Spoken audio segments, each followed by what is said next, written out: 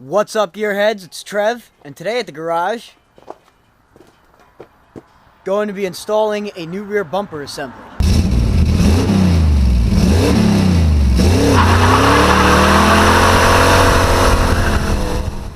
So first things first, I gotta drop off my tow hitch, and then I can remove the back bumper. Your factory bumper has 3 mounting points on each side of the vehicle. You got these 2 nuts right here to hold the end of the bumper on, and there's 1 spot underneath. That's already gone on mine because my tow hitch shared that bolt. Once your back bumper is off, this is a good opportunity to clean stuff out. As you can see, I've got some dirt built up inside this rear cross member. I'm gonna clean this whole thing up, and then I'm gonna paint it with rust protective paint. Since the rear section of the frame here is known as kind of a trouble spot for rust and rot, I'm gonna spray a rust inhibitor inside this section of the frame and spray the outside with that rust preventative paint as well. This is only a small portion of all the stuff that I took out of this cross member, guys. And the other thing too is if you look underneath the body, you got a couple of holes under there. Good time to blow those out as well. A lot of dust came out of there. But there was so much crap built up in this cross member. Please clean it out if you're taking your bumper off. Matter of fact, even if you're not replacing your bumper, go take your back bumper off and clean out your cross member anyway. If you're doing the rock hard bumper, their directions leave a little bit to be desired. They do have a YouTube channel with a pretty good instructional video. I've watched that a couple of times, so I've got a good idea of what to do. However, the next frustrating part is all the hardware, I dumped it out, but it was all just in one bag. Everything was in one bag. So I got to dig through all this to figure out what goes where. Quality control on this washer apparently went out the window. And where did it go? One thing that kind of got me going here. Rock Hard prides itself in being made in America. They put made in America stickers on their boxes, which is cool. And I'm not doubting that the main heavy equipment like the bumper and the tire swing are made in America. I'm sure they are. However, the D-rings I ordered from them said made in China. The third brake light looks like it was made in China. I'll have to look at it a little closer. And I haven't gotten to what this piece is yet, but China. I don't know. I guess China has enough of a hold on the U.S. that you can't get away with everything being 100% American. I'm going to keep digging through my hardware box here. I'm going to bolt up the bumper, but then I'm going to have to drill additional holes for this section here. This I'll use. This I don't think gets used. So I've got my frame reinforcement loosely attached on the passenger side. There's 2 existing holes in the frame, and I'm actually going to go ahead and drill the third since I'm going to be carrying accessories on this thing. But then that just lines up with the original holes in the rear cross member. So that just strengthens everything up and gives the bumper a whole bunch more support. So I'm going to go do this on the other side. Put the bolt in the wrench. There's a hole in the frame here. You go up in there. Start with the top hole. Send that through. See if I can do this one-handed. Slide that on. Start the washer and the nut. Do the same thing for the other hole. Drill your third hole. Do it all over again.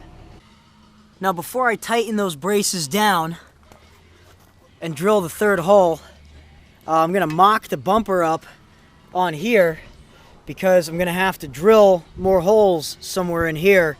So I'm just going to get everything lined up nice and loose so I can get all my holes drilled in their proper spots and then tighten everything down.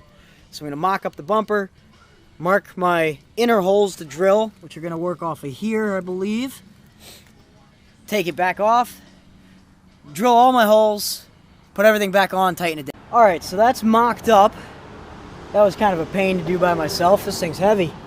The Rock Hard video, I kind of had to refer to it figuring out my hardware. So what I'm going to do now is mark the holes. I'm going to go kind of in the middle of these adjustments here.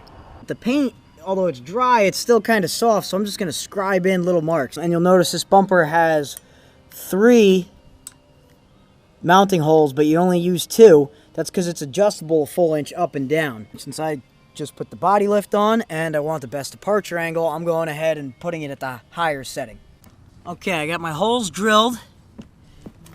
I got these things mounted up. Oh, I got one more bolt to put in there and then snug that down. I got the other side done. Not 100% tight yet, but I don't want it. So now, I'm gonna mount everything up.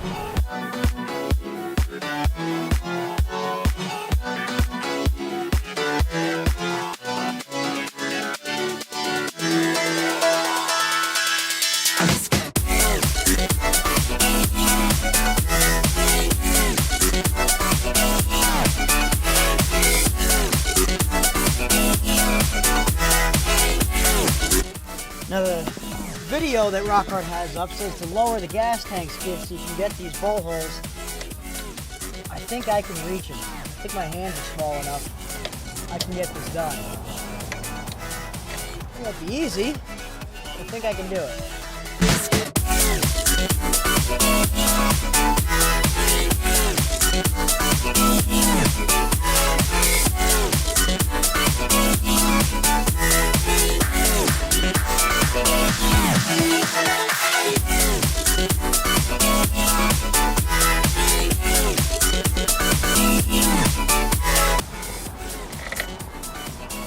Alright, of course I gotta try to not knock them back in when I put the bumper on. Let's try the other side.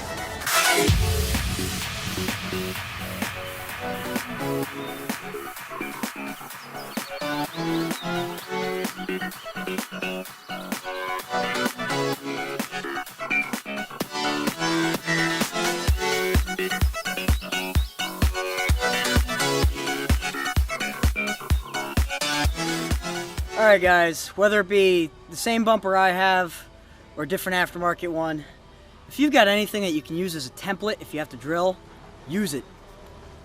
My bolt holes were a little bit off. You know, just a smidge. Couldn't get the bumper on right.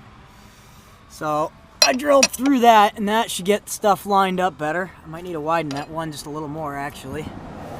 Finish this one. So that sucks. Took a few busted knuckles, but I finally got all the bolts in. So now I'm just gonna make sure everything's centered up,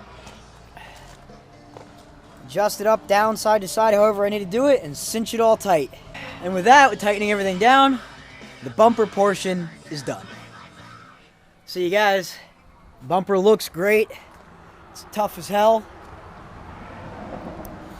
But I got a little too excited when I got it to line up properly. And you know what I forgot to put on? All 4 of these. It's gonna be a long night.